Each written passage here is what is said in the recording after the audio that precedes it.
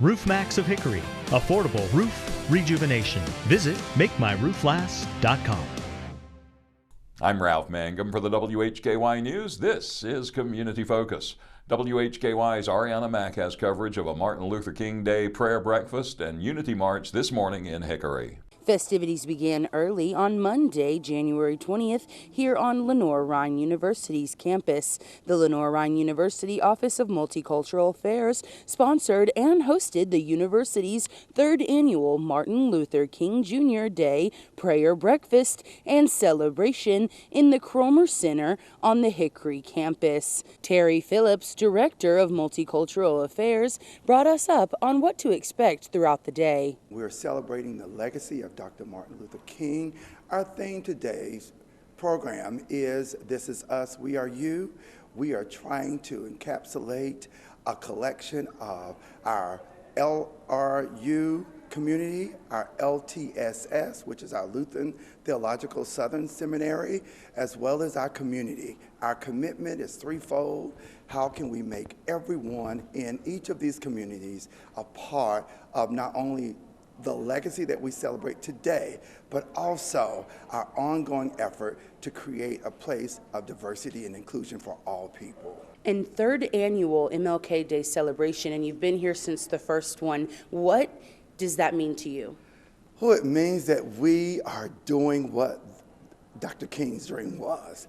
It is perseverance, it is endurance, it is legacy. So we must continue it, and we must make sure that we have people in place to carry it on even after we're gone. And tell me some celebrations throughout the day that will highlight that. Breakfast from 7 to 8:30. We have our featured band, Aqua Moon and Friends.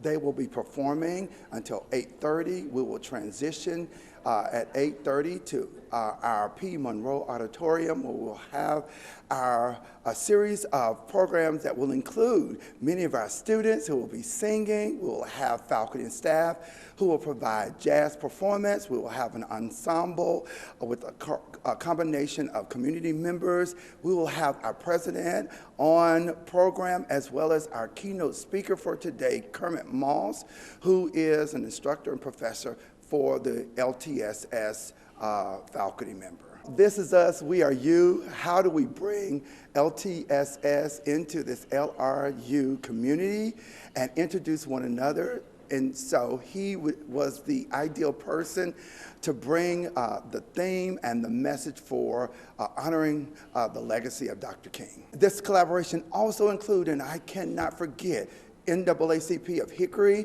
as well as the Youth Council for the NAACP. We will march at 11 o'clock from our P. Monroe. We will go to the Ridgeview community, and we will continue on that legacy.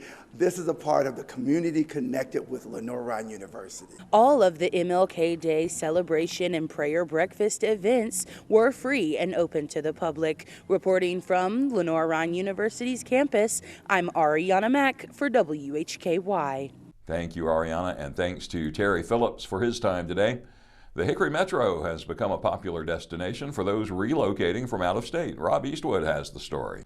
The Hickory-Lenoir-Morganton Metropolitan Statistical Area, or MSA, is among the top 10 metro areas across the nation where people moved in 2024, according to the United Van Lines Movers Study, which was released earlier this month. The survey also says that North Carolina ranked in the top 5 states for inbound migration last year, and the #1 metro area was Wilmington, North Carolina. Wilmington, with an inbound migration rate of 83%, beat out South Carolina's Myrtle Beach, which came in second at 80%. Hickory-Lenoir-Morganton's migration rate is 75%. That ranked 9th in the country. Greenville, North Carolina ranked 11th, giving the state 3 of the top 11 spots.